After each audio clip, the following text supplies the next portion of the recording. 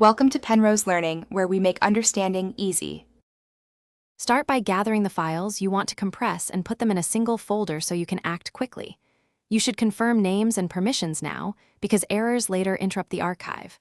Once done, choose the format.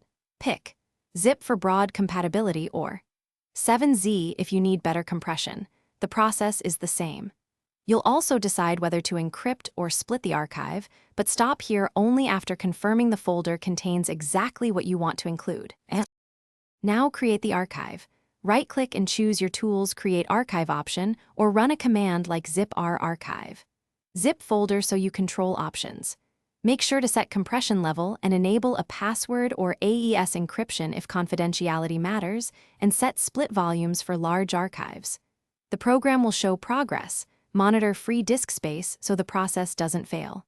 Once complete, validate the new file size and extension to confirm the archive was produced correctly. Finish by testing the archive. Extract a small file or use the test feature to ensure integrity, because a bad archive wastes time downstream. You should also generate a checksum like SHA 256 when you'll transfer the file, so recipients can verify what they received.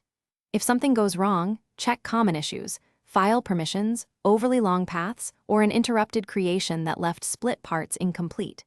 If corruption persists, recreate the archive and retry with a lower compression level. Thanks for watching. If this was helpful, leave a like and consider subscribing. See you next time.